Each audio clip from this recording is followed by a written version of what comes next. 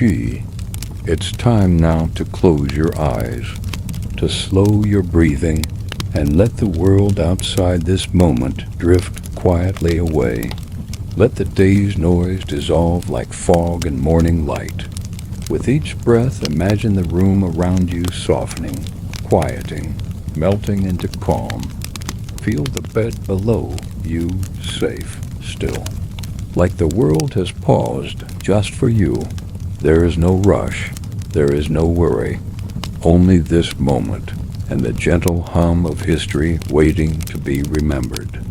Let the sound of my voice guide you, gently and slowly, into a different time, into a quieter century, into another life entirely. Our story tonight begins not on the front lines, not in the mud and fire and trenches, but in a quiet room behind the war. A room filled with paper. Paper stacked in towers, paper folded into envelopes, paper smudged with ink and longing. The year is 1916. You are 22 years old. You wear no uniform, and yet you hold the power to erase names, silence locations, and end love letters with the flick of a pen.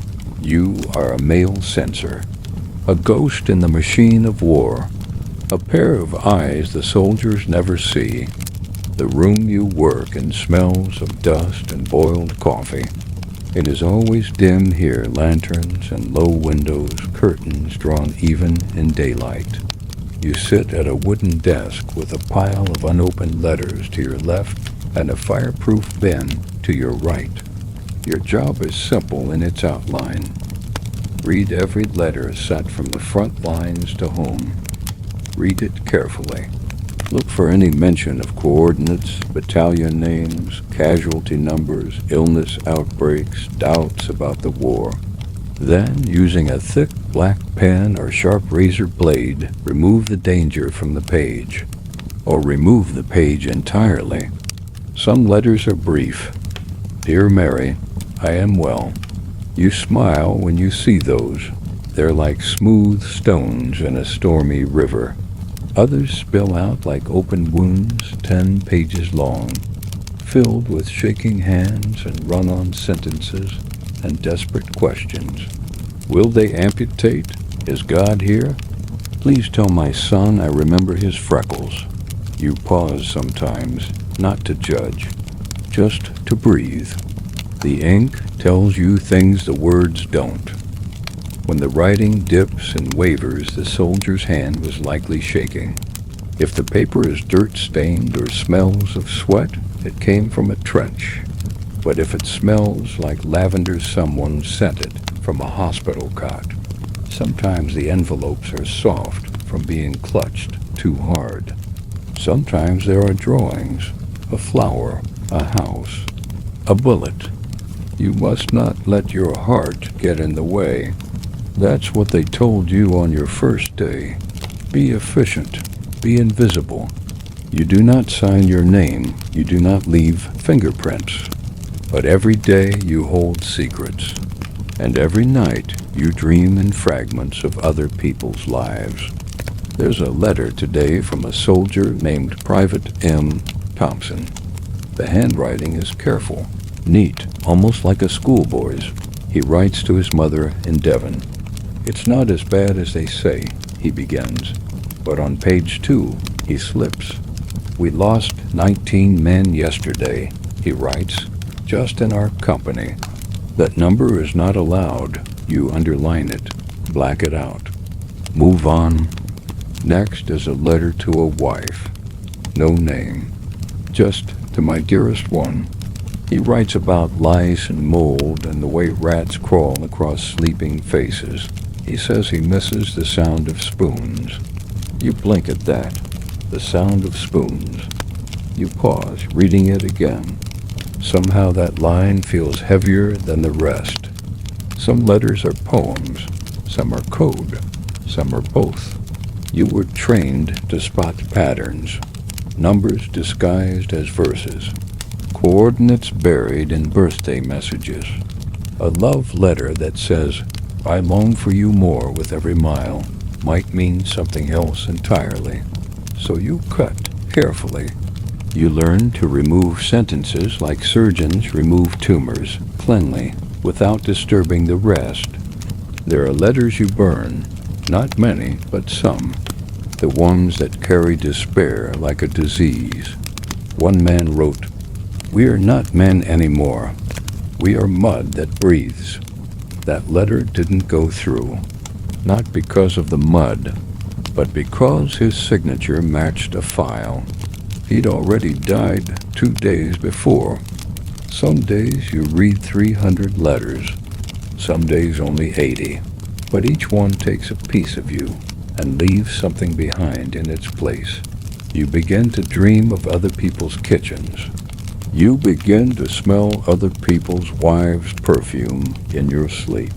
You start humming lullabies you've never learned. And all the while, no one knows your name. The soldiers don't. Their families don't.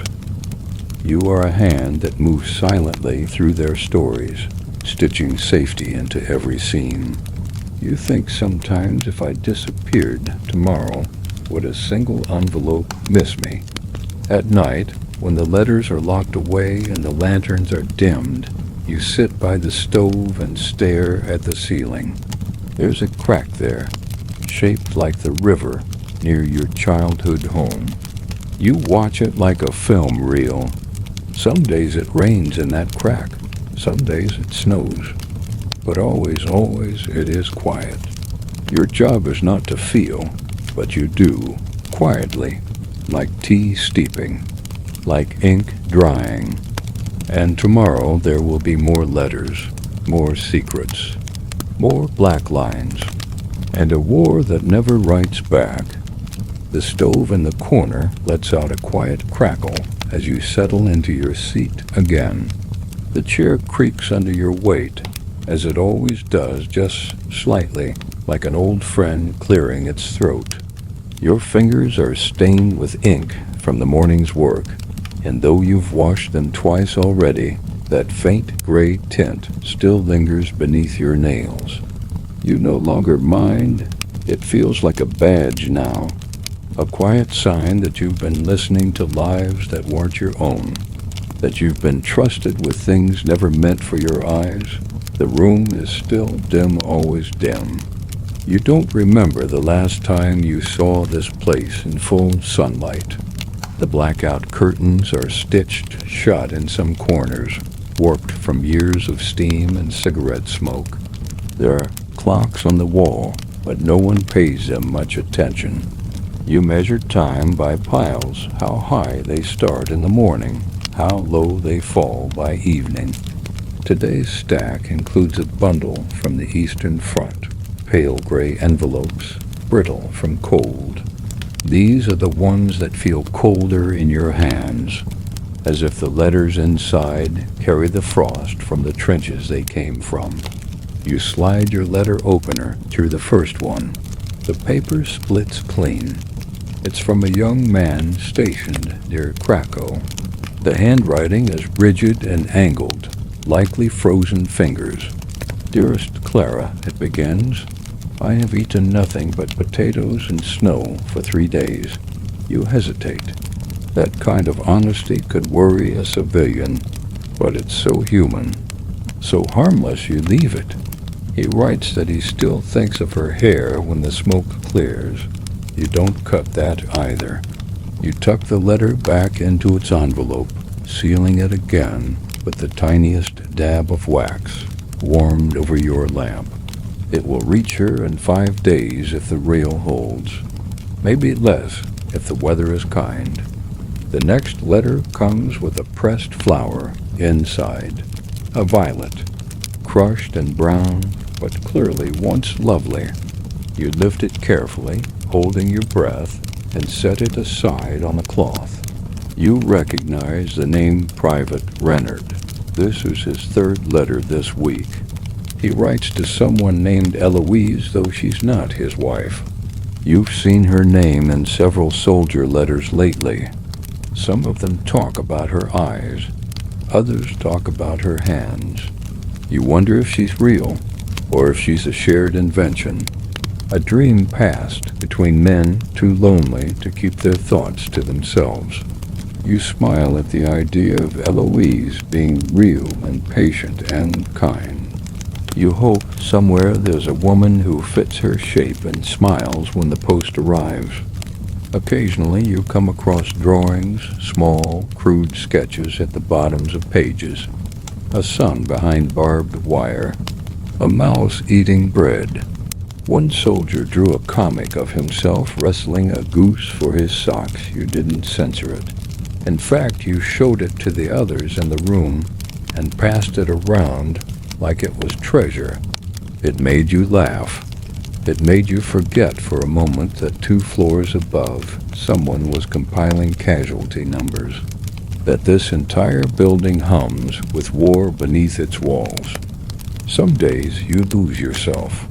The letters blur into one long sentence.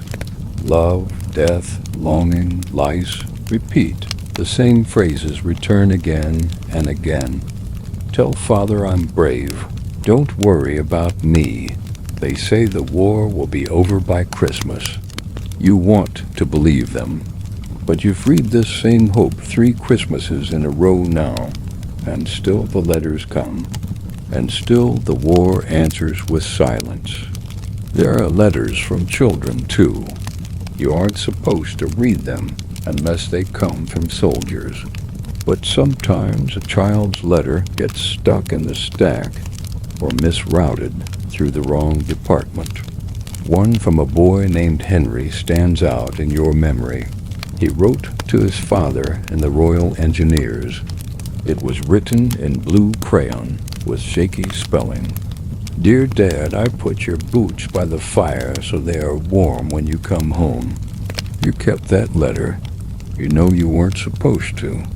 But you couldn't send it back, and you couldn't throw it away. You folded it neatly and tucked it in your coat pocket. It still lives in your drawer, under your ink pots, unread by anyone else. You've noticed something strange over the months. Something quiet. The letters are getting shorter, less emotion, less poetry, less illusion.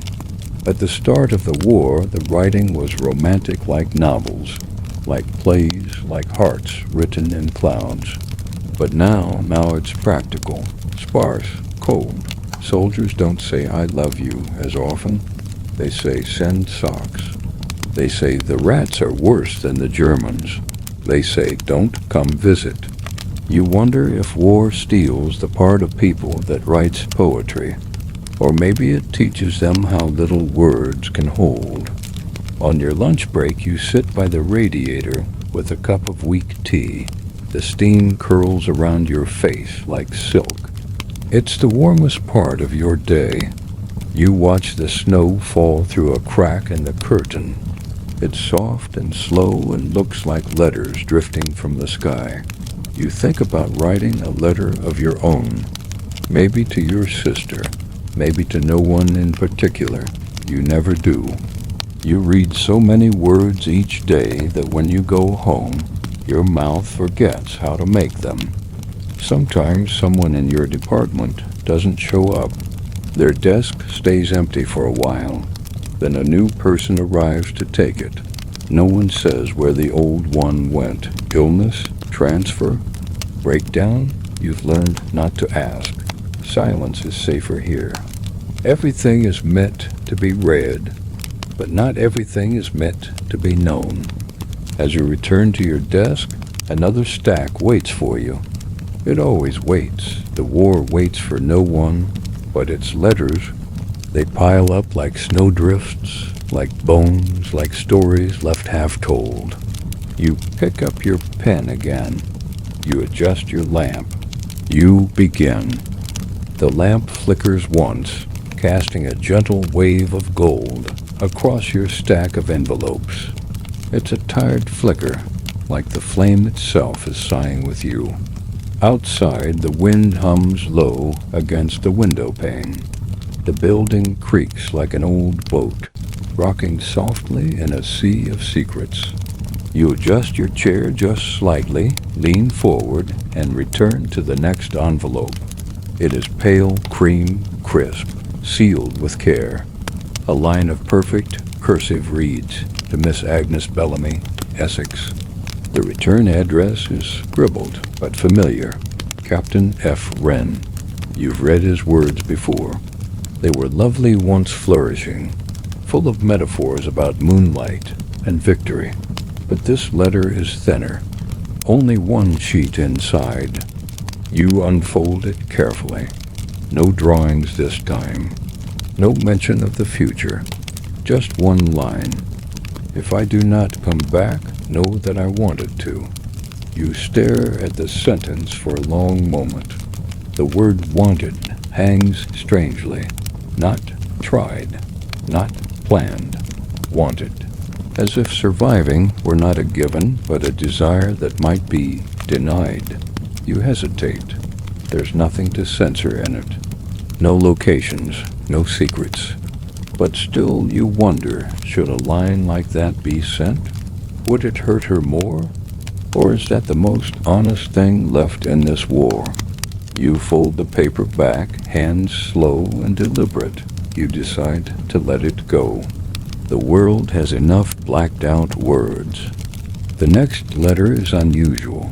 It's not addressed to anyone. No envelope. Just a torn page folded twice, stuffed into a pouch meant for supplies.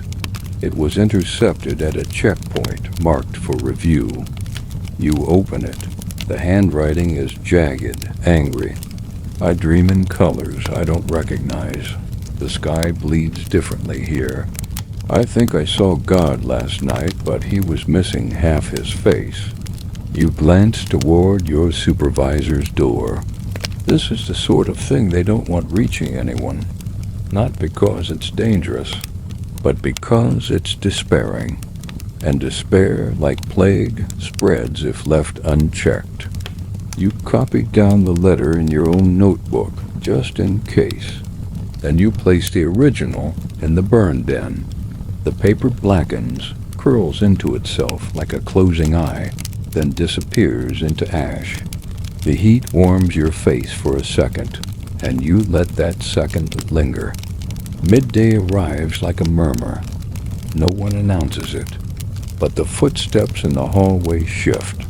The tea trolley rolls by with its chipped porcelain and faint aroma of overused leaves. You don't go. You prefer staying here, near your letters, in the quiet swirl of paper and pen. You pour your own tea from a tin kettle tucked beneath your desk, its handle wrapped in wool to keep from burning your fingers. The tea tastes like metal, but it's warm, and that's enough. A letter from a chaplain passes through your hands. His handwriting is firm, curved with authority. He writes of burying 13 boys in one day, of reciting prayers with a mouth full of smoke. I no longer pray for peace, he admits, only for mercy. Mercy seems more realistic these days. You feel your throat tighten, but again, there's nothing censorable. And so it will be delivered. Some poor woman will read it and not know what to say in return. You glance down and realize your inkwell is nearly dry. Again, you keep a small bottle in the drawer beside you, hidden under the same scrap of fabric that holds the letter from little Henry, the boy with the warm boots by the fire. You uncork the ink and pour carefully, watching it pool like midnight in the well. It smells sharp and earthy, like tree bark soaked in storm water. The kind of scent that stays with you even after you wash it away. You resume your task, letter after letter. Some come with dried blood on them, some with mud. One today has the faintest trace of perfume, though it's hard to tell if it's from the sender or the soldier who kept the envelope too close to his chest for too long. You press your thumb against the wax seal. It's already broken, Inside, the writing is chaotic looping, rushed. A boy named Elias writes to his sister, "I saw a man carried back with no legs, and he laughed," it says. "He said he didn't want to dance anyway. You don't know whether to laugh or cry, so you do neither. You just send it along." Evening falls slowly here, not with sunsets, but with shadows stretching longer across the wood floor. The sound of rustling coats, of tired boots, of matches striking lamps. The other censors begin to pack up. They're allowed to leave. You, however, always stay late, not because they ask you to, but because the idea of walking away from a half-finished letter feels wrong, like leaving a story without an ending. You glance down. One last envelope. It's sealed with blue wax rare. Blue wax was expensive, meant for something special. You turn it over and read the name. The soldier's name is familiar, not from a previous letter, but from a newspaper clipping tacked near your desk. He died last week. You open the envelope. Inside, a final message to his daughter. "Tell her I saw her in the clouds." That's all it says. 7 words. You wonder if she will believe him, or if she will spend her life searching skies for shapes that aren't there. You do not censor it. You do not hesitate. You fold it gently, slide it back into the envelope, and press the edges flat. You place it in the outbox, knowing it will be carried by train, by cart, by boot. It will arrive late, but it will arrive. You sit back in your chair. Your body aches. Your fingers are stiff. Your eyes are dry. But the room is quiet now, filled only with the hush of burning lamp oil and the soft rustle of cooling paper. You close your eyes for a moment, just to listen, to let the silence carry you like a letter through the dark. The next morning arrives with no ceremony. No bells, no whistles, no trumpets of glory, just a pale light squeezing through the slats in the curtain and the sound of rain tapping gently against the window. You rise slowly, fingers brushing the wool blanket from your knees, boots creaking as you step into the same uniform, the same rhythm, the same room. The air is damp with coal smoke and paper dust. You light the lamp before you sit. It's still dark enough to need it, always dark enough. Your fingers reach instinctively for the stack on the left. Today's batch is marked from the sum sector. That name always makes your shoulders tighten. The worst letters come from there, not because they're longer or sadder, but because they're quieter, haunted in a way ink can't explain. You slice the first envelope cleanly and begin to read. It's a short one. A man writes to his wife, "We've lost Baker. He had a photo of the baby in his helmet. He asked me to send it to you instead." You blink slowly. There's no explanation why. Perhaps the man knows you know what to do with it. You check for sensitive information. None. The place is only listed as Mud Pit and Hell's Pocket. That's safe enough. You fold it neatly, seal it, and move on. Next is a letter with a faint charcoal smudge on the corner. You recognize it. Men out of pencils sometimes wrote with burnt wood. You hold the paper up to the light, and there it is, clumsy lettering, smudged and sincere. "Ma, the lice don't sleep." He goes on about the coal, the thin soup, and how his friend swears he saw a ghost walking over the wire last night. "Looked like a man in no boots, just floating," he writes. You pause on that line, not because you believe in ghosts, but because you know what it feels like to see something and not say it aloud. By midday, your eyes burn a little. The ink on the page begins to shimmer like water. You close them for just a second and imagine the outside. Not the war, but home. A proper home. You picture an open field, a clothesline swaying, maybe someone humming. No letters, no pens, just wind. You open your eyes again. The letters are still there. You return to the pile. The next envelope is already open. Someone checked it before you. It's been folded and refolded, as if the writer couldn't decide whether to send it at all. The message inside is simple. Dear Mr. Censor, I know you are reading this. I hope you're well. I hope the war is kinder to you than it is to us. You blink. It's not common to be acknowledged. They're not supposed to know you exist.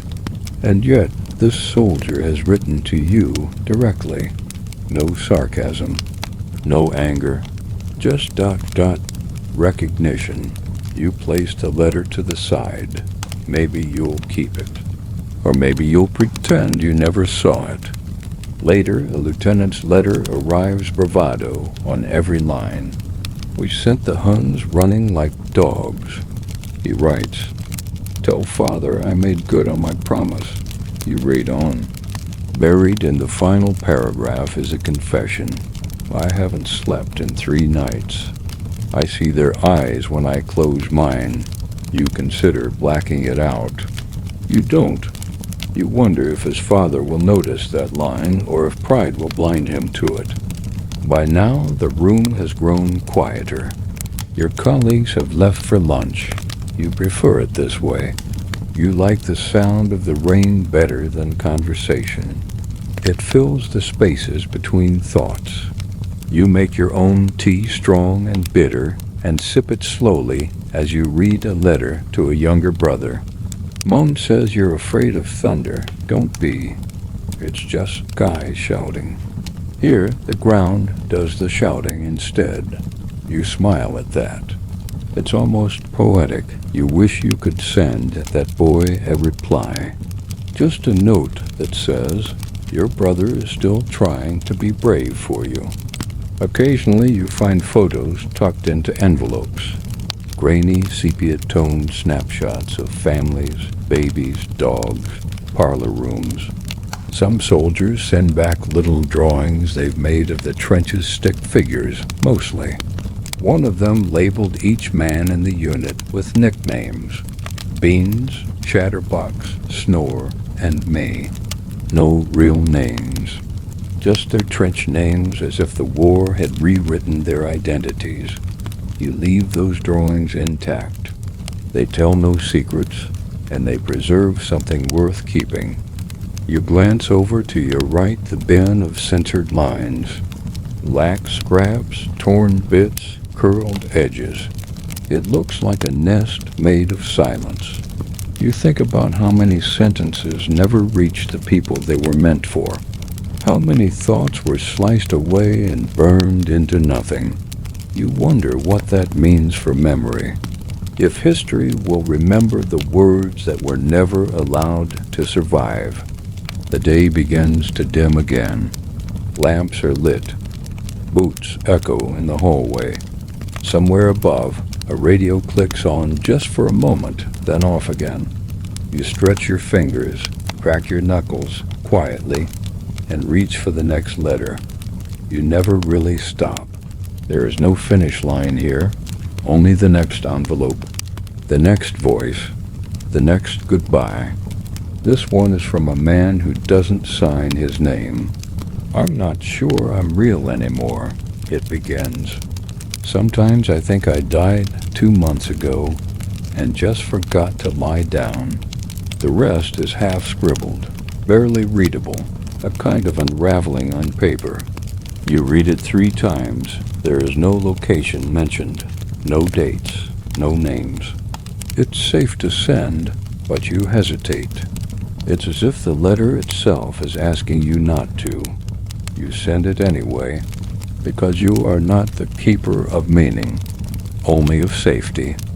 Your pen runs out. Again, you sigh and dip into your drawer for a refill. Beneath the ink bottle, you find Henry's crayon letter, still folded, still warm in spirit. You press your thumb to it, then return it carefully to its place. Some things should never be burned. The stack is smaller now, but you know another will arrive by dawn. It always does. The war never sleeps, and neither do its words. The gaslight hums low behind your shoulder, casting slow-moving shadows across the wooden floor, stretching them like they're trying to leave. The room smells of old smoke and cold ink now. Someone boiled potatoes upstairs during the dinner hour, and the faintest trace of it still clings to the walls like a memory you didn't ask for. Your back aches. Your shoulders sit a little lower than they did this morning. But your hands? Your hands are steady. They always are. The next envelope is strange not in its words, but in its weight, heavier than most. You turn it over and see the tiniest stitch along the edge. You slice it open, and inside find a thin cotton handkerchief, wrapped carefully around a small pebble. You pause, puzzled for a moment, until you see the note. From the river bank where we used to fish, it reads, "I wanted you to hold something I held." The rest of the letter is brief. It doesn't mention the war at all. Just a story about catching frogs and a warning to mind the blackberry thorns. You hold the stone in your palm for a moment. It's cold, real. It's the only letter today that makes you blink too many times. You place the stone gently on the edge of your desk and tuck the handkerchief back around it. You'll send it through. Of course you will, but you'll keep it here overnight, just for the company. Another letter follows, then another. One is written entirely in French, which you can read well enough, though it takes a little longer. It's from a man named Lucien to his cousin in Marseille. "J'adore avec mes bottes maintenant," he writes. "I sleep in my boots now." He says it helps him feel ready, even when he's dreaming. He writes of wet blankets and soup made from cabbage cores, but he also mentions the way the sunrise hits the sandbags when no one's shooting. "It's beautiful for 10 seconds, he writes, "and I pretend I'm somewhere else." You let that letter pass untouched. Not every beauty needs censoring. Sometimes the soldiers write poems. Sometimes they don't mean to, but they do anyway. One man wrote, "The mud has hands. It holds you still. It whispers things you don't remember learning." You copied that one into the back of your notebook, not for safekeeping, just to know that someone else noticed the way war feels like being swallowed slowly. Your fingertips are darker now, faintly blue from the ink, like bruises you've earned just by listening.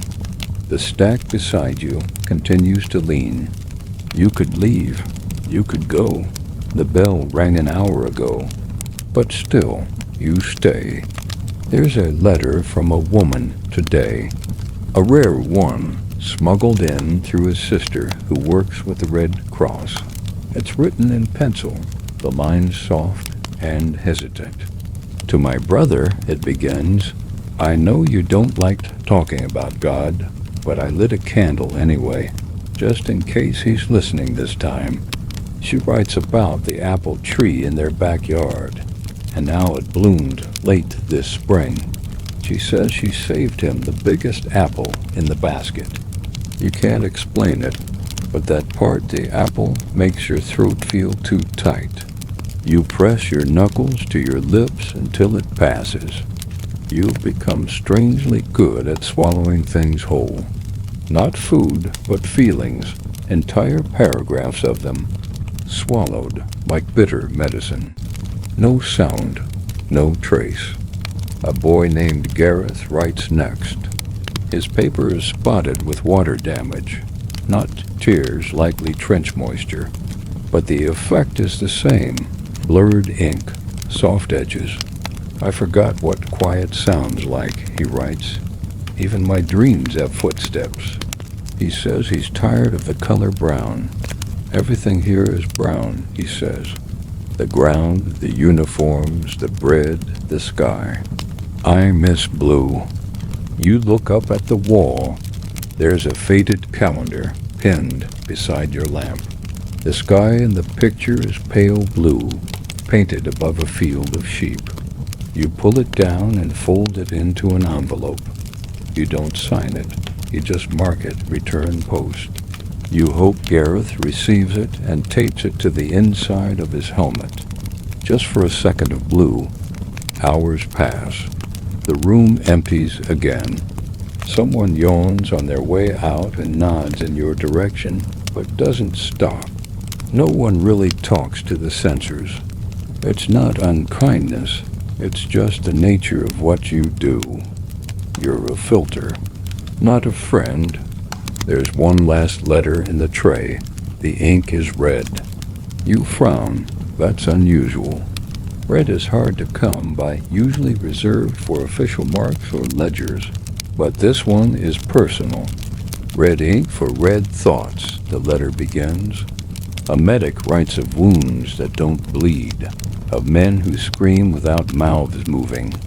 He says he bandaged a man who apologized for dying. He said he was sorry for being trouble. Then he stopped breathing. You lean back, hand against your face. That one won't leave you. You already know it. You placed a letter in the stack, no black lines, no cuts. You let it go. Outside, the rain has stopped.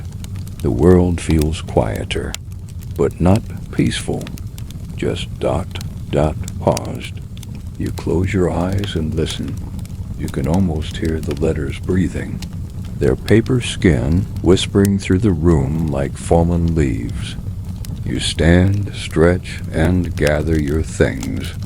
Before you go, you slip the pebble, the one from the fishing river, into your coat pocket. Just for the walk home. Something real. Something small. You leave the light on. The letters will be here in the morning. They always are. You walk home through the quiet streets, your shoes leaving soft prints in the wet earth. The air carries the scent of coal and wet stone, and the buildings lean in like old friends sharing secrets you can't quite hear. The city feels hollow at night, like a bell that hasn't been rung in a long while. You pass shuttered shops, a bakery window covered in steam, and a church whose doors haven't opened since Easter. There's something almost sacred about walking through silence. You listen to your own footsteps and wonder how many lives passed through these same cobbled alleys before you arrived here. You reach your room, a plain apartment, tucked above a tailor's shop, and hang your coat by the door. The pebble you carried from the day's letters slips from your pocket and lands on the floor with a gentle click. You pick it up and place it on the windowsill, where it catches a faint glimmer of moonlight. It looks like it belongs there, like it was waiting for a place to rest. Sleep doesn't come easily anymore, not for you, not after months of reading things never meant for you. You lie in bed with your hands folded over your chest, listening to the distant rumble of trains and the soft drip of rain from the eaves. You wonder where the mail is going now. What words are traveling through the dark on wheels and wires? What promises are still being made, and how many are being broken in real time? Morning returns without permission. The sky is gray again, more smudge than color, and you make tea by muscle memory. Everything is habit now. Your hands move without thinking. Boil, pour, steep, sip. The warmth is brief, but it helps. You take the stairs slowly, not from fatigue, but from the quiet reverence of starting again. Some part of you still believes that if you climb gently, the day will do the same. When you arrive, your desk is already stacked with new envelopes. Some are smudged with oil, others wrapped in string, a few torn open by accident or impatience. You smooth the top one with your palm.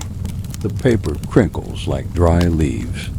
You breathe in and begin.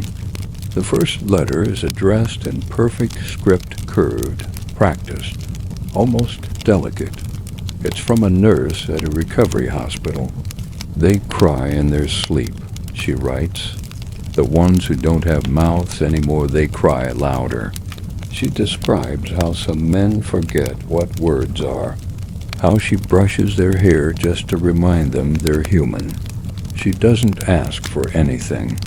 She just needs someone to know. You let it through untouched. Some truth shouldn't be hidden.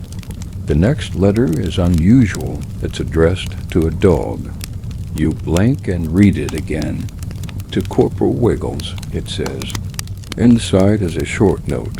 Tell him I miss his stupid ears. Tell him I still have the sock he stole.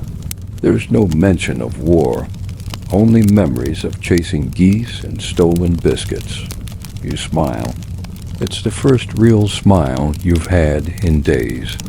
You wonder if the dog is still alive, if he still remembers the man who wrote this letter. You don't censor it. You mark it with a small check and send it along. Whoever receives it will understand. One letter is folded into thirds, then folded again, so tightly it looks like it tried to hide itself. You unfold it carefully. It's written in charcoal. I saw my friend die with a photo in his mouth, it begins. The rest is shaky, trailing off into broken sentences. You recognize the signs. This isn't meant to be read by a family member. It's a confession, a release, maybe even a goodbye. You hold the page over the bin for a long time. You feel the warmth of the stove against your legs. Finally, you burn it. The words curl, blacken, vanish. You say nothing. The hours pass like smoke. One moment you're lifting a letter. The next you're wondering where the time went. The world beyond these walls continues its screaming, but in here it's just ink and breath and silence. You read of birthdays missed, of babies born in absence, of fathers buried without farewells. You read of violets pressed between pages, of ashes mistaken for snow, of men who hum lullabies just to keep from crying. A letter from a German prisoner arrives by mistake. It's not in your usual stack. You aren't supposed to open it, but you do. The words are careful, pleading. Please tell my wife I still believe in God. He lists her name, her address, and then writes, I've stopped being afraid of dying. I'm just afraid she won't know I tried to come home. You can't send it. You're not allowed to, but you copy it down in your notebook, and later when no one is watching, you fold the blank sheet, write the message by hand, and leave it on a different desk. Maybe it will be forwarded, maybe not, but you tried. Near the end of the day, you receive a letter with no envelope, just a page, damp and wrinkled, tucked between two others like it snuck into your hands by mistake. It says only this, to the one who reads these letters: thank you, even if we never meet. No name, no rank, no return address. You stare at it for a long time. You don't file it. You don't burn it. You fold it slowly and place it beside Henry's crayon note. Your drawer now holds a small collection of voices. Not yours, never yours, but they echo just the same. The lamp dims, the pile thins. You press your palms against your tired eyes and whisper a prayer you don't believe in. just in case it helps someone else. Tomorrow there will be more. There always are. But tonight you gather your coat, slip the pebble from the windowsill into your pocket once more, and step out into the fog. The city is sleeping. The war is not. But for now, for just a little while, you walk slowly and alone, carrying the words of the forgotten on your back like a second skin. You walk the long way home, not because it's shorter or drier or quieter, but because it lets you pass the old cathedral, the one with ivy curling up its side like slow-moving fingers and bells that haven't rung since the war began. You pause at the steps, the stone worn soft by 100 years of shoes, and rest your hand on the railing just to feel something solid. The mist clings to your collar. The night is so still it feels like the entire city is holding its breath. Somewhere deep in the stone belly of the cathedral, you imagine a candle still burns. A tiny flicker someone forgot to blow out. You wonder if it remembers what it's for? Back in your room, you set the pebble from today's letter beside the first. There are 5 now. One smooth, one rough, one flecked with mica, one still faintly red from the clay trench it came from, and now this one warm still from your coat pocket, carrying a whisper of laundry soap and ash. You do not name them, but you remember which story each one carries. You undress by lamplight, not bothering to close the curtain. No one looks in, no one ever does. You hang your coat, fold your gloves, and smooth the wrinkle in your pillow before lying down. The bed creaks gently under your weight. It knows your shape. Your breathing slows, not because you're tired, but because the quiet asks for it. Outside, the fog curls like wool around the chimneys. You stare at the ceiling until the cracks blur into maps. In your dreams, the letters talk. They flutter like moths around your head, whispering in the voices of men you've never met. Some are laughing, some are crying. One recites a recipe for pickled onions. Another hums the lullaby you used to hear in your mother's kitchen. The letters don't judge you. They just float, watching, waiting, asking to be remembered. The next morning you rise before the rest of the building. The hallways still echo when you walk, your steps the first to touch the cold floor. You unlock the door to the censorship office and let the early light pool across the desks. No one's there yet. You like it this way. For a few minutes, the letters are just paper, not people, not pain, not prayers. Just paper. You make tea, stir it twice clockwise, once counter, and sit at your desk. Today's pile is tall, thick, even. Many of them are damp likely transported through a wet supply route. The corners are soft, the stamps half melted. You lay the first letter flat and breathe once, deeply before opening it. The handwriting is familiar. You pause, heart lifting faintly. It's from the same man who once wrote about spoons. Private Ellis, you whisper, the name like a thread tugged loose. His new letter reads, "It snowed last night. Not just flurries, real snow. Thick, quiet. We played cards in the dugout and forgot where we were for a while. One of the boys carved a bird out of soap. It flew better than we do." You smile at that, your first real smile in days, maybe weeks.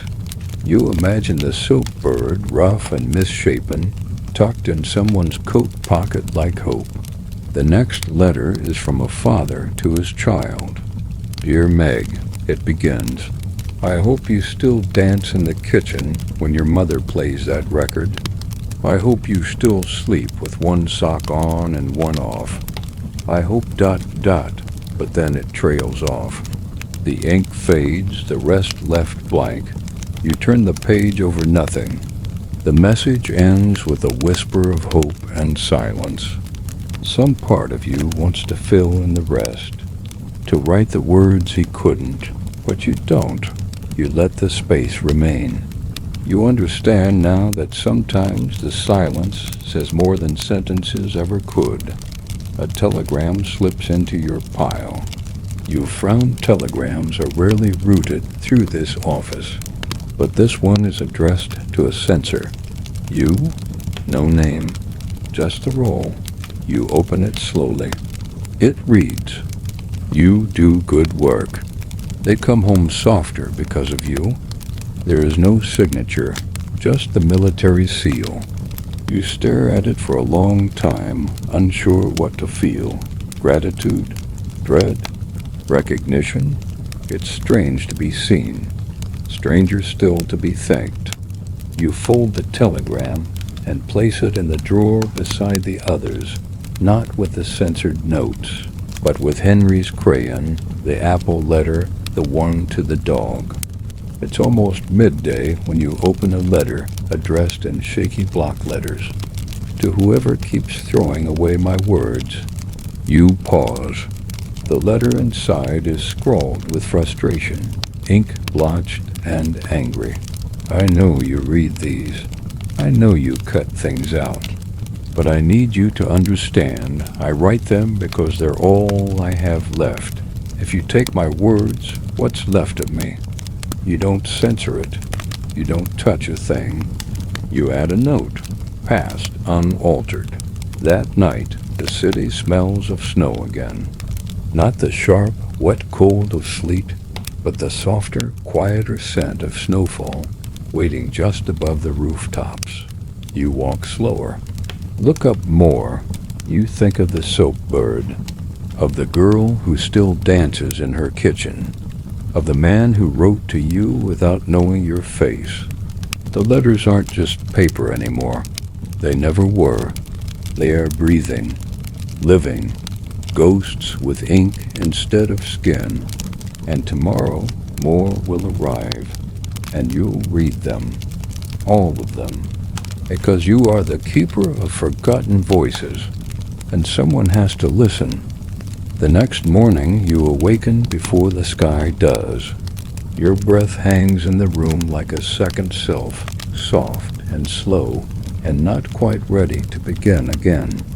There's frost on the inside of the window, drawn in thin crystal lines like spider silk or the veins of a leaf. You trace a pattern into it with your fingertip, a curve, a spiral, a quiet loop, and watch it melt beneath your skin. Outside, the street is silent. The tailor's shop beneath you hasn't opened in days. A sign on the door says closed for family reasons, though no one asks what those reasons are anymore. Everyone is losing something. You wrap yourself in your heaviest coat, the one with a missing button, and press the flat of your palm against the inside pocket where your most precious letters live. You carry them now, always, as if their weight might somehow keep you upright. Henry's note, the prayer from the chaplain, the dog's letter, the unsent one addressed to you. They rest like feathers against your chest, but feel heavier than stone. At the office, the post has already arrived. Bundles of damp paper wrapped in twine, some tied so tightly that the corners have curled into themselves. You set the first stack down gently. Your breath fogs the glass of your lamp. The room smells of rust and ink and boiled wool. Someone upstairs is coughing again. You hear it through the ceiling boards, soft and rhythmic, like a metronome you can't shut off.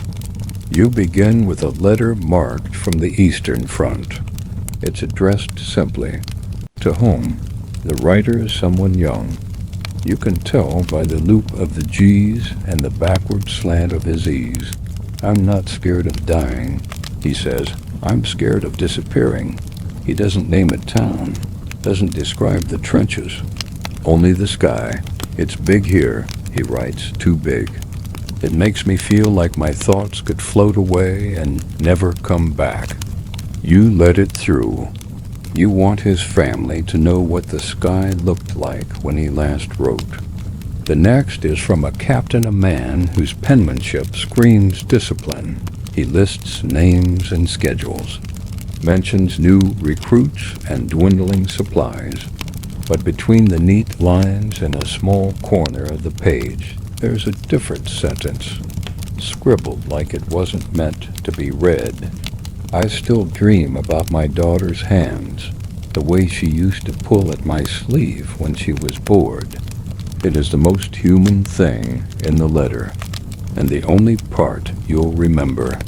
There are days like this, where nothing needs censoring, where you don't touch the blade or the black ink, where you simply read and breathe and feel the shape of other people's lives pass through you like wind through linen.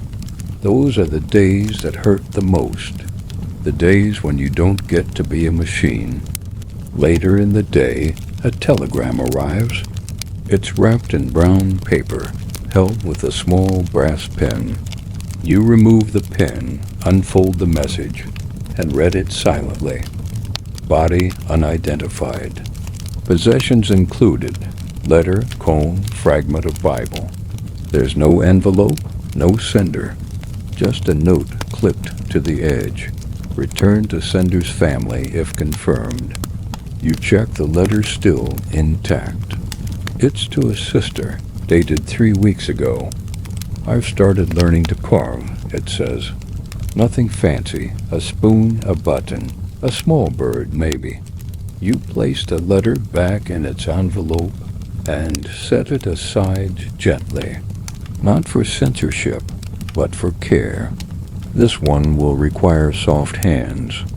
You glance toward the window. Snow is starting to fall silent and wide, filling the sky with the color of forgetting. The glass fogs gently as you lean closer. You think about the man and his carvings, how he tried to make beauty from wood, even when the world around him cracked. The afternoon stretches.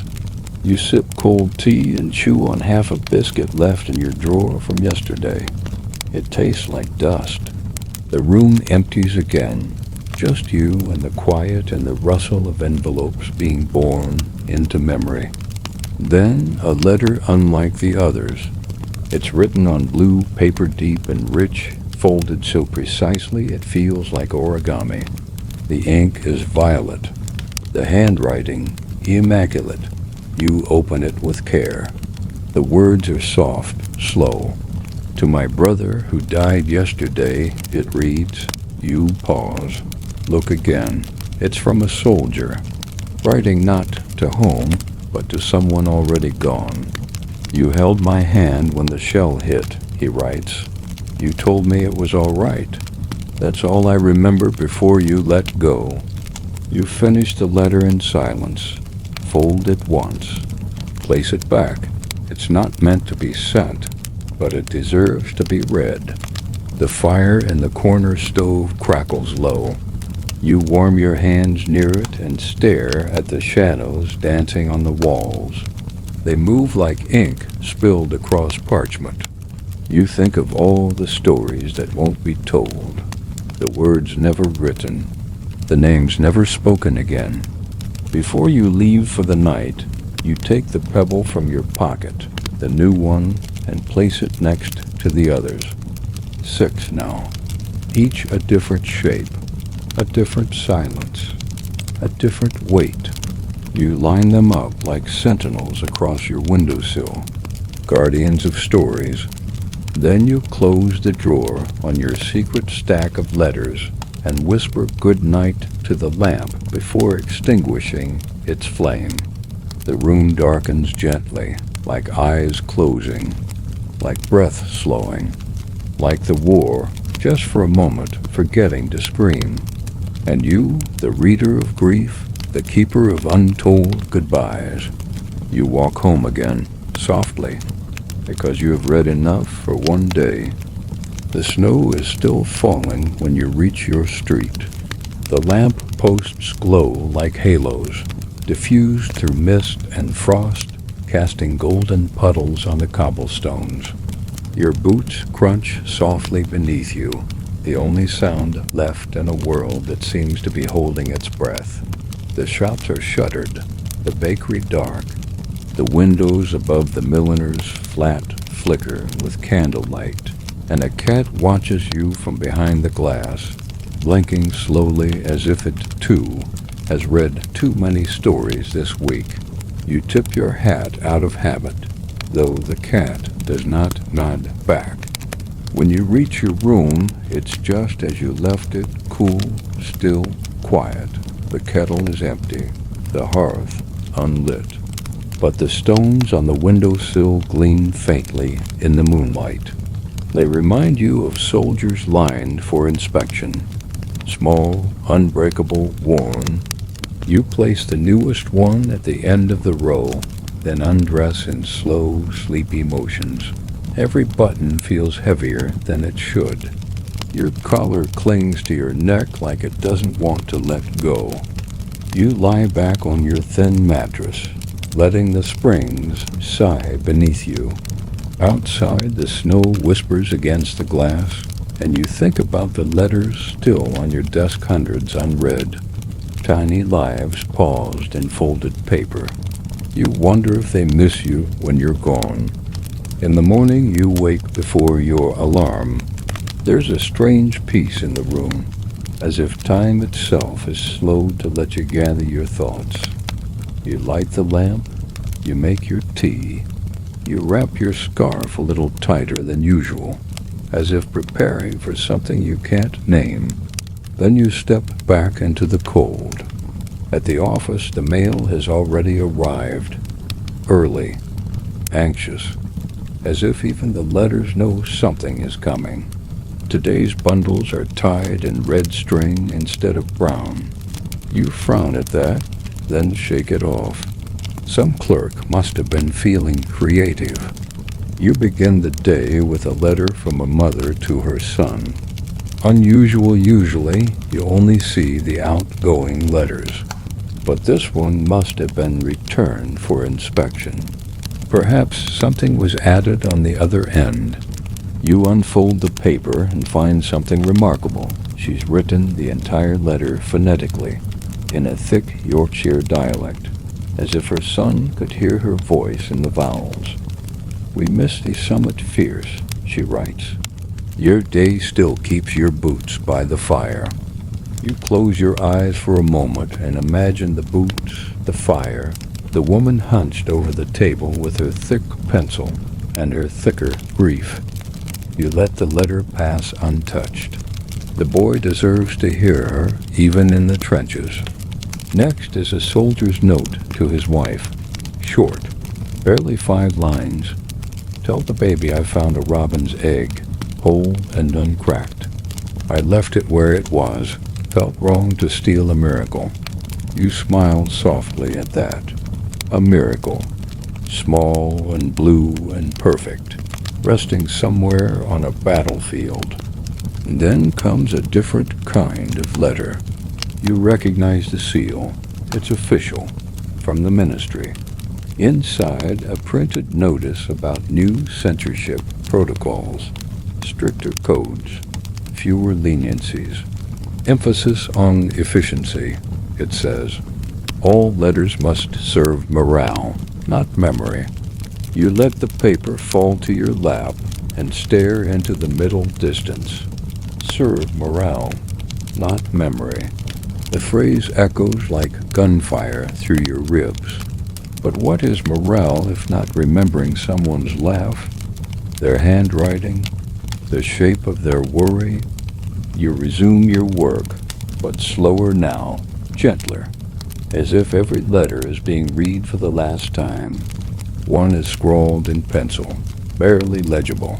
"I talk to the rats now," it says. "They listen better than the officers." Another is a prayer written sideways along the margin of an inventory list. "Lord, keep me whole." or if not whole, then kind. You let them through, every one of them. Near midday, a letter arrives with a wax seal pressed flat and smooth, bearing no crest. Inside, a single photograph creased, colorless, stained with water on one edge. It shows 5 men in uniform seated beneath a tree. One is smiling. The others are trying. On the back, in smudged ink, one of these boys won't come home. Don't say which. You hold the photo in your hand longer than you should. The war is full of riddles like this, full of ghosts that haven't died yet. You place it in a new envelope. No censoring, no edits. You whisper a quiet promise as you send it along. May the right hands hold you. Later in the day, you come across a letter that's already been opened. It's been resealed clumsily, as if by someone in a hurry. Inside is a list just names, no greetings, no farewells.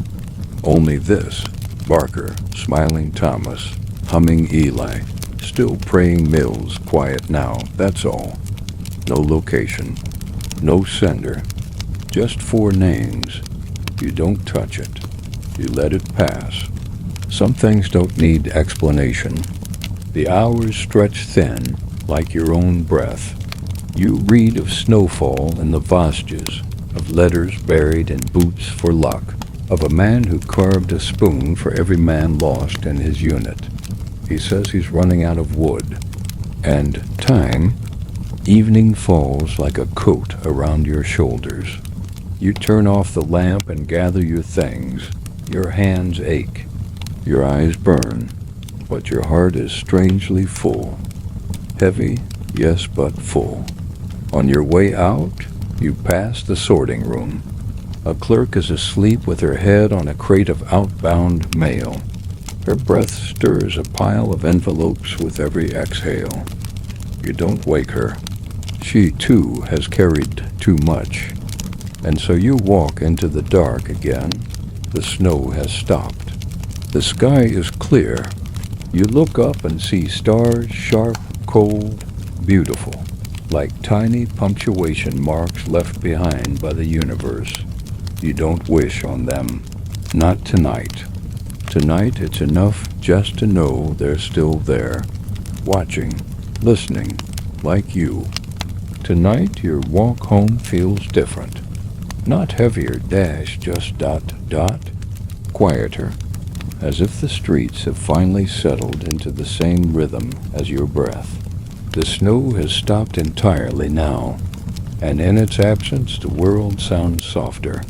You can hear the faint trickle of thaw water in the gutters, the flap of a loose sign swinging gently in the breeze, the echo of your own footsteps wrapped in wool. The cold doesn't bite tonight. It simply rests against your skin, reminding you that you're still here, still walking, still listening. Inside your room, everything is just as you left it, except the stones on the sill. They look different in the starlight, brighter, like they've been waiting for you. You sit beside them for a moment before undressing. Your boots leave prints on the floorboards. Your coat exhales its day against a hook. You don't light the lamp. You don't need to. You lie in bed and close your eyes, but your mind continues to wander the stacks of letters. It always does. Even in sleep, the voices hum softly beneath your thoughts. You dream of paper turning to birds, of ink dripping upward into the sky, of names carved into frost. And in the morning, once again, you begin. The first letter you open is from someone you thought had stopped writing. Private Ellis, the one with the spoons. You hold your breath as you unfold the page. It's shorter than usual. His writing is rushed. I'm going over the top tomorrow, it says. They say we'll be lucky. I've tucked this in my boot. If someone finds it, thank you for reading. You freeze. just for a moment. Then you press the paper flat again and slide it into its envelope. You don't alter a word. The letter is already a kind of goodbye. The next is from a new name, a young girl. She's writing to the War Office asking if her brother's letters are still coming. We haven't heard from Jamie since October, she writes in rounded script. Mum says maybe he's just busy, but I think maybe he's cold. You find yourself whispering aloud, "He probably is, love. He probably is." There's nothing to censor in the letter, but you flag it for forwarding. Sometimes you can move things along with a quiet nudge. Sometimes the machine listens. A chaplain sends in a poem. No explanation. No signature. Just 3 lines. The ground forgets our names, but the crows do not. They wait like priests. You read it twice. Then you copy it into your notebook and send the original on its way. By midday, your hands are stained again. Ink in the cracks of your knuckles, under your nails, like tiny shadows that never quite wash away. You've stopped trying to scrub them clean. The ink is a part of you now, like a scar you chose. A letter arrives written on the back of a ration label. It's addressed to no one, just to whom it may matter. You smile. That's close enough. The message inside is scattered. Thoughts listed like inventory. Red tastes, like gunpowder. Someone played violin last night. I think I loved her. I think I still do. You don't know who her is. You don't need to. You let it through. Later, another official memo arrives. Censor morale slipping. Efficiency reports declining. Review protocol for emotional distancing. You set it aside without reading further. You don't need to be reminded to feel less. You already know how to feel quietly. You take a moment and brew tea from the last of your leaves. It's weak, more memory than flavor, but it warms your hands as you continue. There's a letter from a soldier who's begun carving figurines. I gave one to a medic, he writes. A rabbit, she cried. He says he carves during the shelling. Says it helps drown out the noise. If I focus on the ears, he writes, I don't hear the sky falling. You imagine a soldier sitting in a trench, shaping a rabbit from wood while the world collapses around him. You imagine the medic's hands trembling as she accepts it. You imagine softness in a place built only for hardness. The last letter of the day is an apology. I wrote too much, it begins. I said things I shouldn't. I told her how scared I was. I thought maybe if she'd read it, she wouldn't wait for me anymore. There's no return address, just initials. The envelope is smeared, tear-shaped blotches. You read the letter again, slowly, then fold it back into its envelope and mark it, deliver as written. You sit there a while longer, the room around you dim and humming.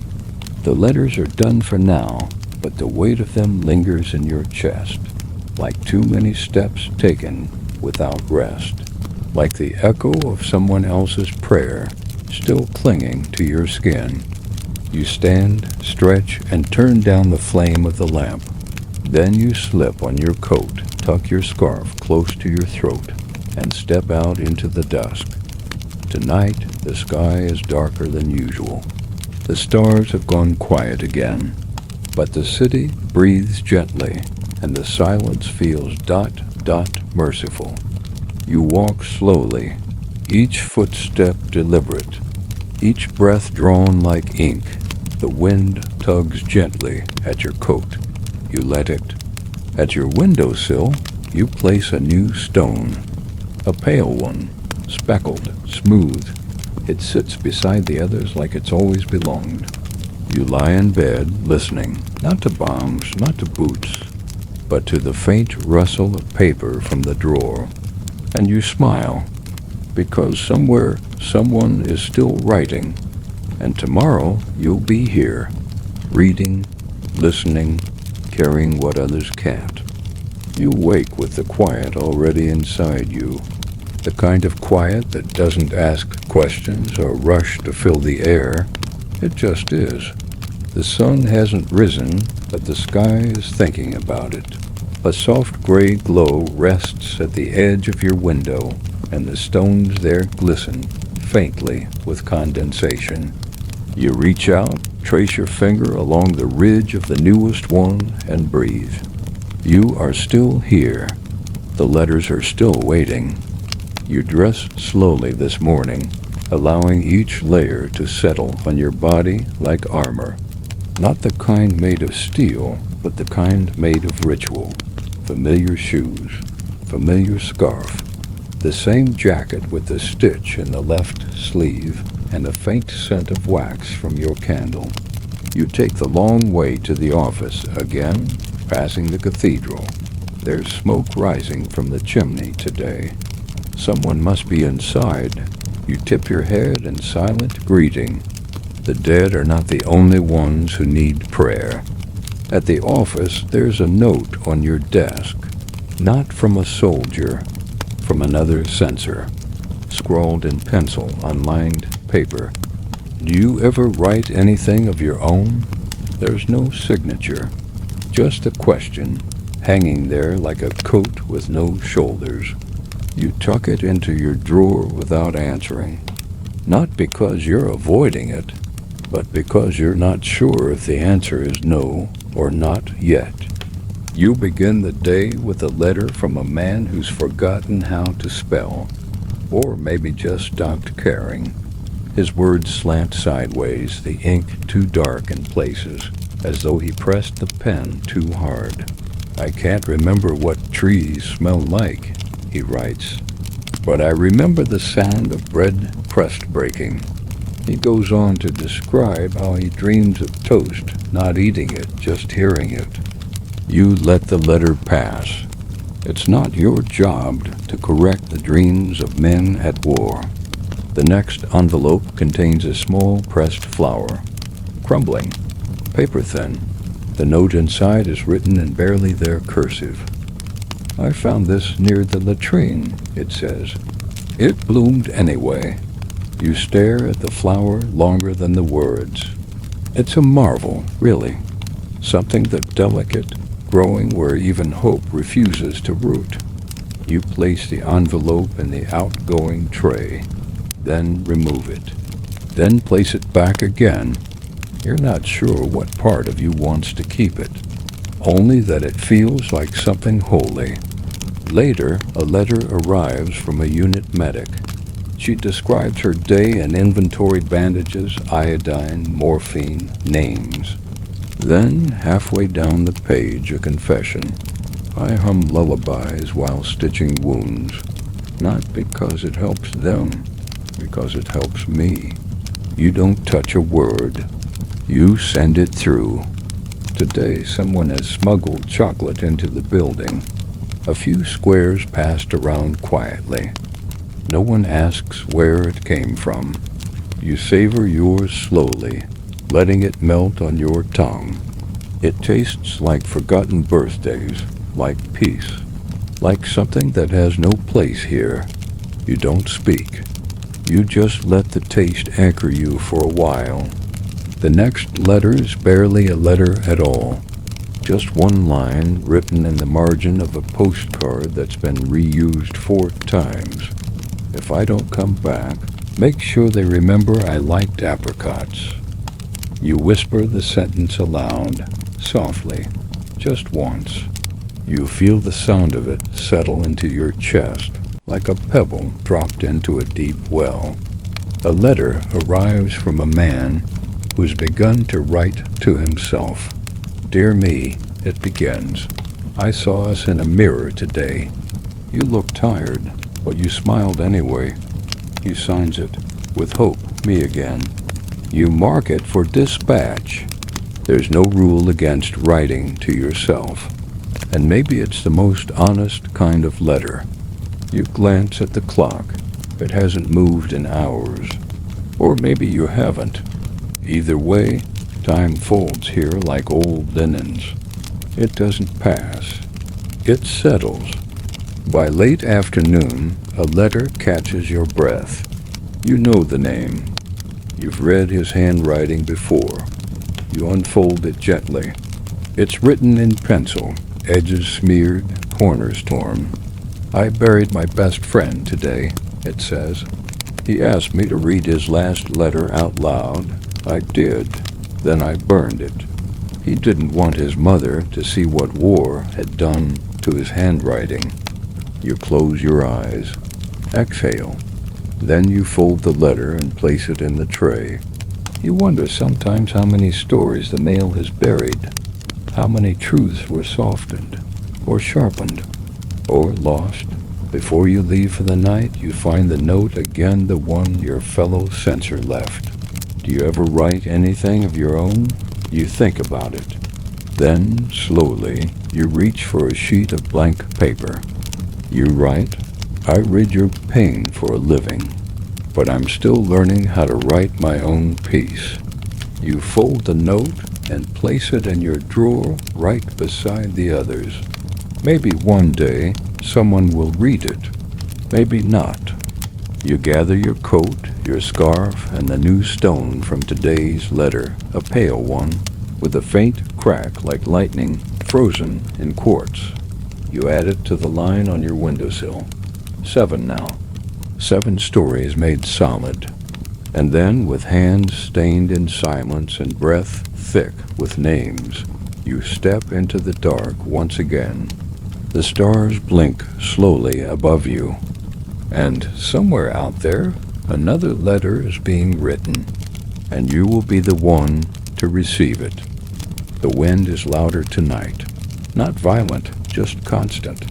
Like someone exhaling across the rooftops. You pull your coat tighter and pause outside your door before unlocking it. Sometimes you linger out here beneath the eaves, watching the dark. It reminds you that the world continues slowly, stubbornly, even when all you've read that day feels like the end of things. Inside, your room is warm from the sun that crept in through the afternoon while you were away. It's faint, but it's enough to ease the chill in your shoulders. You place the newest pebble beside the others. 7 now. Each one a weightless monument to someone who trusted you with the shape of their fear, their hope, their goodbye. You do not name them, but you remember their hands. Tonight you don't undress right away. You sit instead.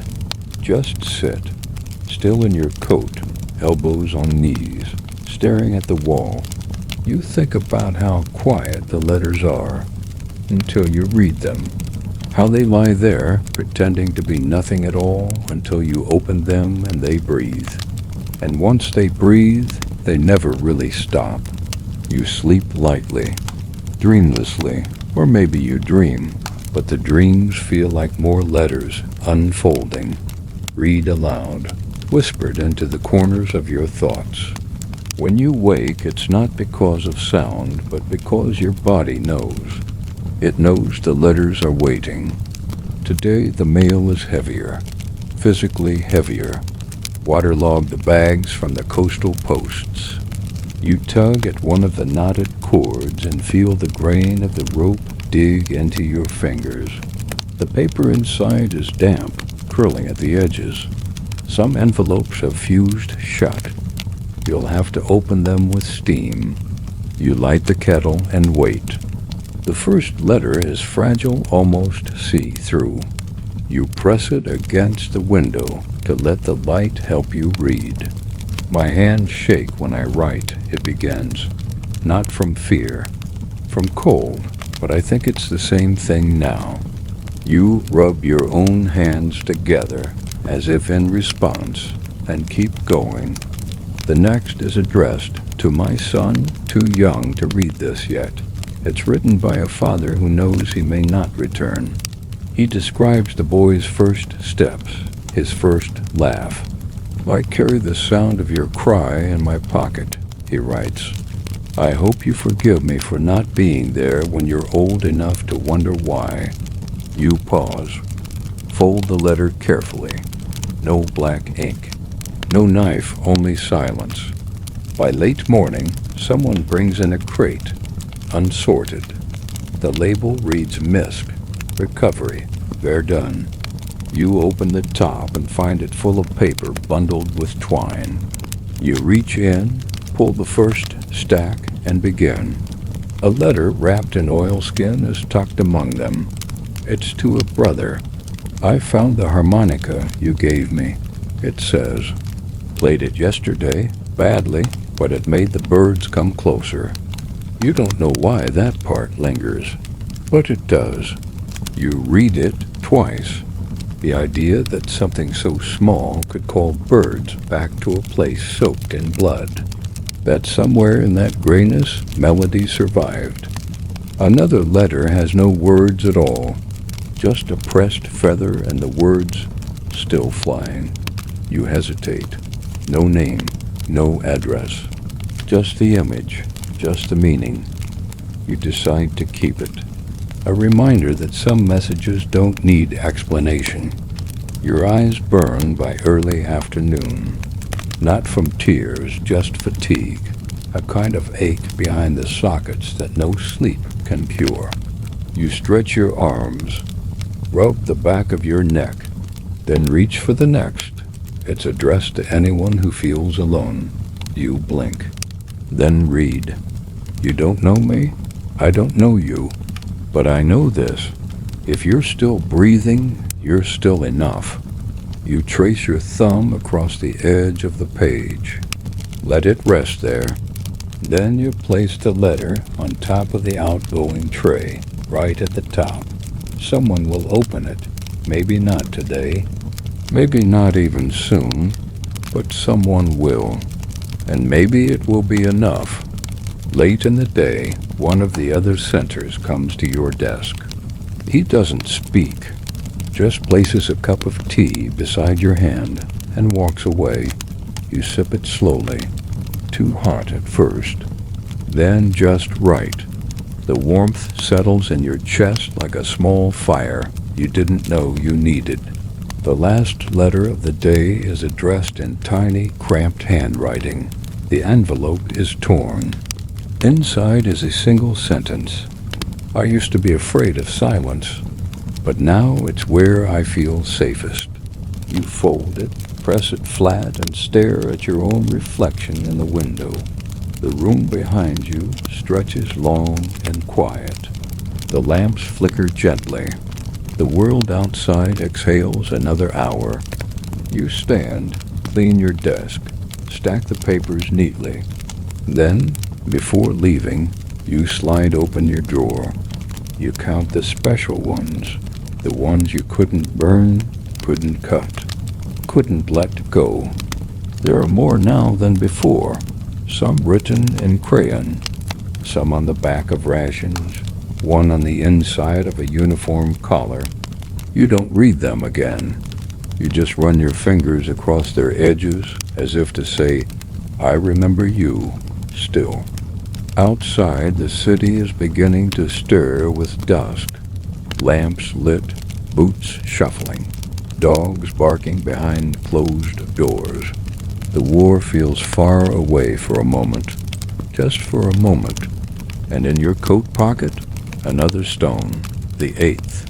Heavy, dark, etched with a scratch you swear looks like a crescent moon. You place it on the windowsill when you return home. And the others shift slightly, making room, because there's always room for one more story, one more voice, one more letter you never wrote but never forget.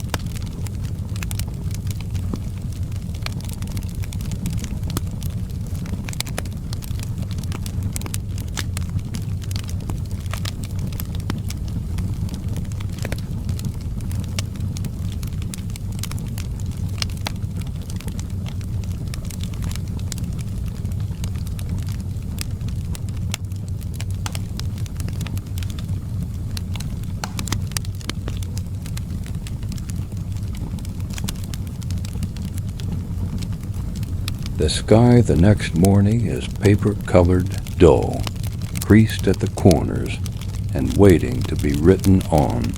You rise before your alarm, the silence in your room sitting beside you like an old friend. You do not rush. Your body knows the rhythm by now. You make your tea. You button your coat. You check your pocket not for money, but for the pebble you keep with you that day. Today it's the one with the rust-colored stain. You carry it not for luck, but for memory. The streets are damp, but not yet icy. Smoke drifts slowly from the chimneys, rising into a sky that never quite decides whether it wants to be morning or just an extension of night. You walk slowly, nodding at no one in particular, and arrive at the office with your breath still fogging faintly in the air. Inside, the same hush greets you, a silence that is not empty, but full of breath held in paper, of lives waiting quietly in stacks. You slide into your seat and pull the first letter close. It's addressed to my neighbor's cat. You blink, smile softly, and read. I hope she still sleeps in the sunbeam in the back window. I hope someone is feeding her. Tell her I miss her. You don't edit a word. You write approved on the envelope and imagine the cat curling into the warmth of a sun-dusted kitchen floor. The next letter is from a soldier who hasn't signed his name in months. You recognize him by the way he crosses his T's with tiny upward flicks, like a bird taking off. We were shelled last night, he writes. I covered my ears, but still heard the dreams break. You pause, reread that, then fold the letter and send it forward. Dreams do break, but sometimes they echo too. By midday, your hands are ink-stained and warm from the stove tucked beside your chair. You lift a batch tied with red string and find a new kind of letter 1, written entirely in question form. Is it still raining in London?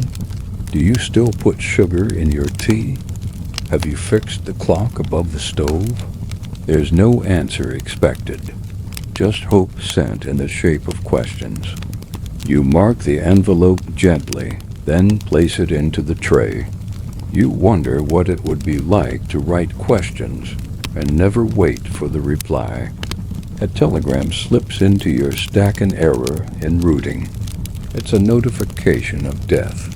Short, blunt, Private James Halley. Confirmed here. Notify family.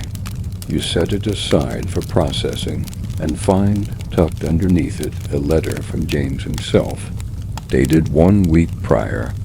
In it, he writes, I've started writing her name in the dirt before each patrol, not to summon luck, just to remember what softness feels like.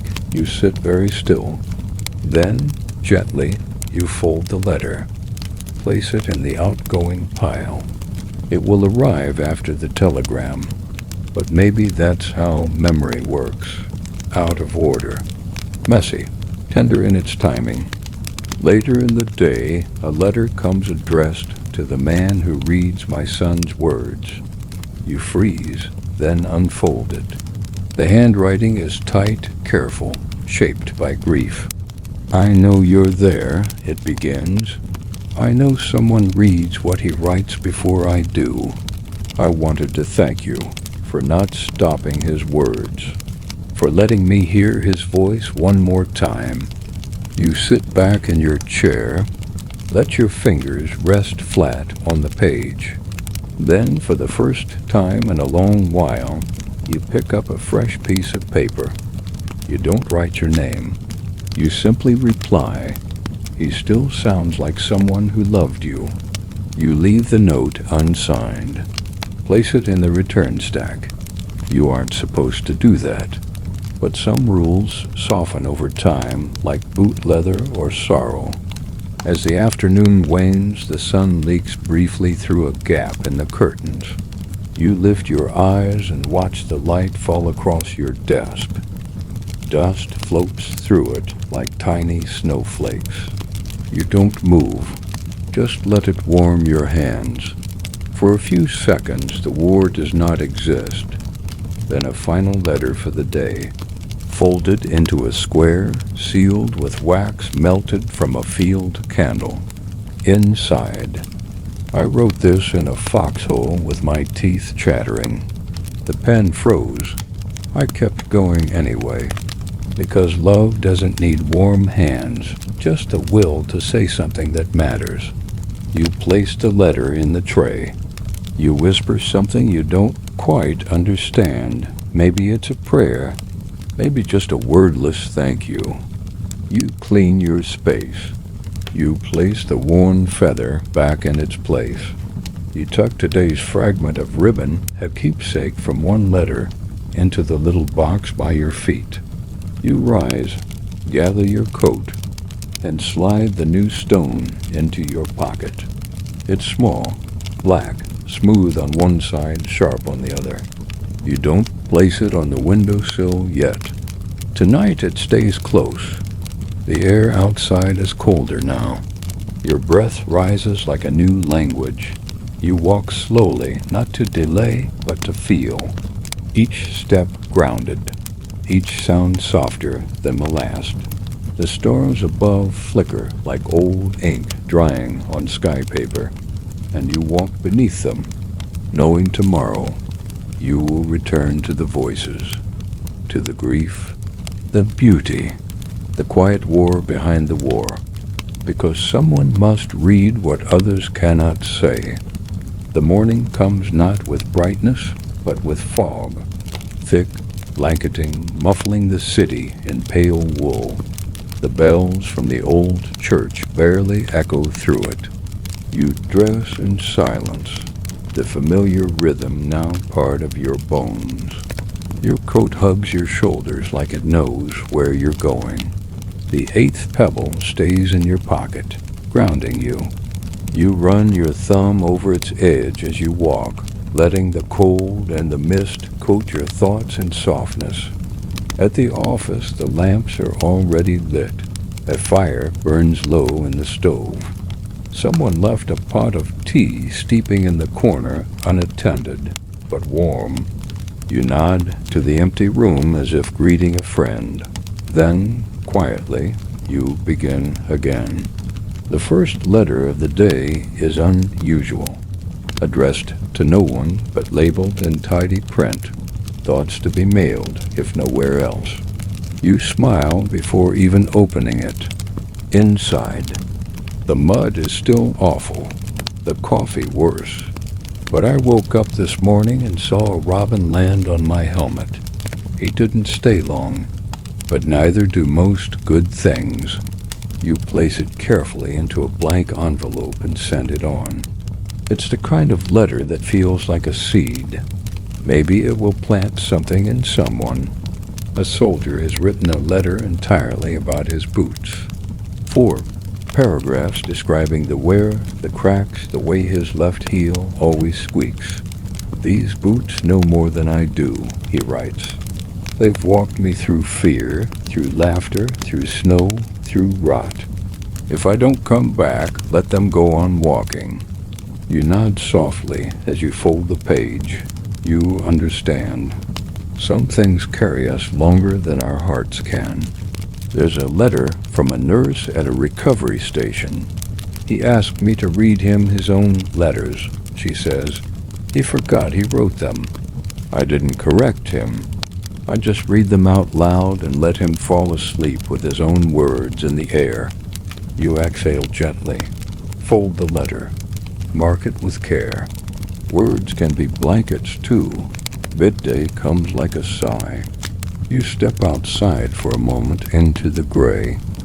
The fog still sits low to the ground, curling at your boots. The air smells of damp wool and coal smoke. You think about how much is hidden just beyond view. How many truths live in the mist, waiting for someone to name them. Back at your desk, you reach for a letter wrapped in brown paper. Inside, a sketch, charcoal on folded parchment. A soldier's face, eyes closed, mouth soft.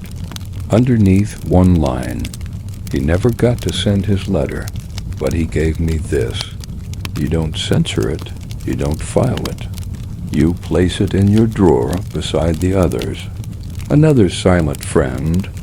The afternoon brings one final delivery. Not a letter, but a box, small, square, tied with twine. Inside, someone has sent a handful of sand from the trenches, sealed in a cloth pouch. A note reads, "In case you forget the weight of what you read." You hold the pouch in your palm. It's heavier than it should be.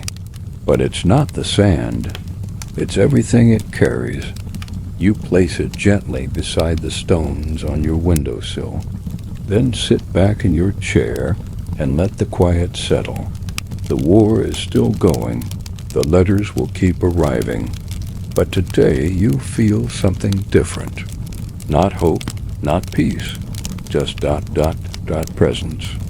A stillness that isn't empty, a silence that isn't lonely. Because for all the sorrow, all the lost names, all the torn pages and censored lines, you were here. You bore witness. You listened. And in a war full of noise, listening was an act of mercy. You reach for the drawer. Open it. Count the pieces.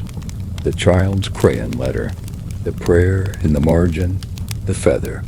The spoon sketch. The unanswered question. The letter to the cat. The one to the man who reads.